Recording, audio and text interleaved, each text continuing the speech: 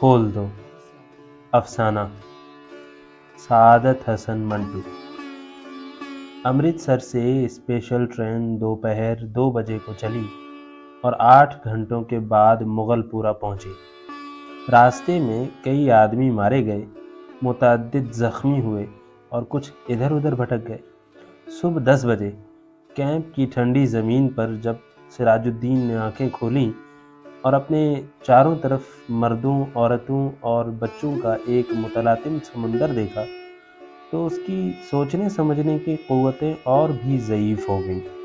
وہ دیر تک گدلے آسمان کو ٹکٹکی باندھتے دیکھتا رہا۔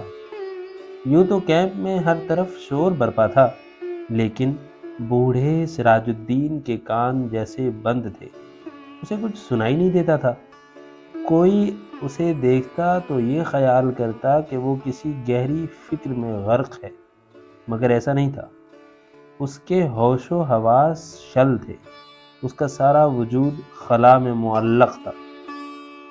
گدلے آسمان کی طرف بغیر کسی ارادے کے دیکھتے دیکھتے سراج الدین کی نگاہیں سورج سے ٹکرائیں۔ تیز روشنی اس کے وجود کے رگ و ریشے میں اتر گئی اور وہ جاگ اٹھا۔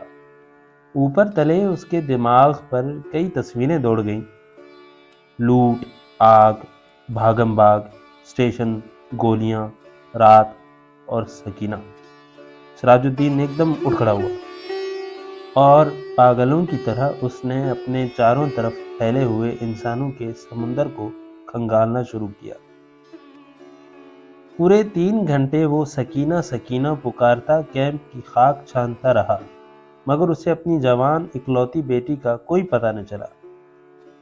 چاروں طرف ایک دھاندلی سی مچی تھی، کوئی اپنا بچہ ڈھونڈ رہا تھا، کوئی ماں، کوئی بیوی اور کوئی بیٹی۔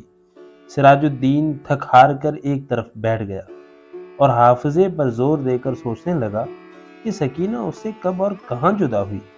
لیکن سوچتے سوچتے اس کا دماغ سکینہ کی ماں کی لاش پر جم جاتا، جس کی ساری انتڑیاں باہر نکلی ہوئی تھیں۔ اس سے آگے وہ اور کچھ نہ سوچ سکتا۔ سکینہ کی ماں مر چکی تھی، اس نے سراج الدین کی آنکھوں کے سامنے دم توڑا تھا، لیکن سکینہ کہاں گئی تھی، جس کے متعلق اس کی ماں نے مرتے ہوئے کہا تھا: مجھے چھوڑو اور سکینہ کو لے کر جلدی یہاں سے بھاگ جاؤ۔ سکینہ اس کے ساتھی تھی، دونوں ننگے پاؤں بھاگ رہے تھے۔ سکینہ کا دوپٹہ گر پڑا تھا، اسے اٹھانے کے لیے اس نے رکنا چاہا تھا، مگر سکینہ نے چلا کر کہا تھا: ابا جی چھوڑیے، لیکن اس نے دوپٹہ اٹھا لیا تھا۔ یہ سوچتے سوچتے اس نے اپنے کوٹ کی ابھری ہوئی جیب کی طرف دیکھا اور اس میں ہاتھ ڈال کر ایک کپڑا نکالا۔ سکینہ کا وہی دوپٹہ تھا، لیکن سکینہ کہاں تھی؟ سراج الدین نے اپنے تھکے ہوئے دماغ پر بہت زور دیا، مگر وہ کسی نتیجے پر نہ پہنچ سکا۔ کیا وہ سکینہ کو اپنے ساتھ اسٹیشن تک لے آیا تھا؟ کیا وہ اس کے ساتھ ہی گاڑی میں سوار تھی؟ راستے میں جب گاڑی روکی گئی تھی اور بلوائی اندر گھسائے تھے تو کیا وہ بے ہوش ہو گیا تھا جو وہ سکینہ کو اٹھا کر لے گئے تھے؟ سراج الدین کے دماغ میں سوال ہی تھے، جواب کوئی بھی نہیں تھا۔ اس کو ہمدردی کی ضرورت تھی، لیکن چاروں طرف جتنے بھی انسان پھیلے ہوئے تھے سب کو ہمدردی کی ضرورت تھی۔ سراج الدین نے رونا چاہا، مگر آنکھوں نے اس کی مدد نہ کی۔ آنسو جانے کہاں غائب ہو گئے تھے۔ 6 روز کے بعد جب ہوش و حواس کسی قدر درست ہوئے تو سراج ان لوگوں سے ملا جو اس کی مدد کرنے کے لیے تیار تھے۔ 8 جوان تھے جن کے پاس لاری تھی، بندوقیں تھیں۔ سراج الدین نے ان کو لاکھ لاکھ دعائیں دی اور سکینہ کا حلیہ بتایا: گورا رنگ ہے اور بہت ہی خوبصورت ہے، مجھ پر نہیں اپنی ماں پر تھی۔ عمر 17 برس کے قریب ہے، آنکھیں بڑی بڑی، بال سیاہ، دہنے گال پر موٹا سا تل، میری اکلوتی بیٹی ہے، ڈھونڈ لاؤ، تمہارا خدا بھلا کرے گا۔ رضاکار نوجوانوں نے بڑے جذبے کے ساتھ بوڑھے سراج الدین کو یقین دلایا کہ اگر اس کی بیٹی زندہ ہوئی تو چند ہی دنوں میں اس کے پاس ہوگی۔ 8 نوجوانوں نے کوشش کی، جان ہتھیلی پر رکھ کر وہ امرتسر گئے۔ کئی عورتوں، کئی مردوں اور کئی بچوں کو نکال نکال کر انہوں نے محفوظ مقام پر پہنچایا۔ 10 روز گزر گئے مگر انہیں سکینہ نہ ملی۔ ایک روز وہ اسی خدمت کے لیے لاری پر امرتسر جا رہے تھے کہ 6 کے پاس سڑک پر انہیں ایک لڑکی دکھائی دی۔ لاری کی آواز سن کر وہ بتکی اور بھاگنا شروع کر دیا۔ رضاکاروں نے موٹر روکی اور سب کے سب اس کے پیچھے بھاگے۔ ایک کھیت میں انہوں نے لڑکی کو پکڑ لیا۔ دیکھا تو بہت خوبصورت تھی، دہنے گال پر موٹا تل تھا۔ ایک لڑکے نے اسے کہا، گھبراؤ نہیں، کیا تمہارا نام سکینہ ہے؟ لڑکی کا رنگ اور بھی زرد ہو گیا۔ اس نے کوئی جواب نہ دیا، لیکن جب تمام لڑکوں نے اسے دم دلاسا دیا تو اس کی وحشت دور ہوئی اور اس نے مان لیا کہ وہ سراج الدین کی بیٹی سکینہ ہے۔ 8 رضاکار نوجوانوں نے ہر طرح سکینہ کی دلجوئی کی، اسے کھانا کھلایا، دودھ پلایا اور لاری میں بٹھا دیا۔ ایک نے اپنا کوٹ اتار کر اسے دے دیا، کیونکہ دوپٹہ نہ ہونے کے باعث وہ بہت الجھن محسوس کر رہی تھی اور بار بار باہوں سے اپنے سینے کو ڈھانکنے کی ناکام کوشش میں مصروف تھی۔ کئی دن گزر گئے، سراج الدین کو سکینہ کی کوئی خبر نہ ملی۔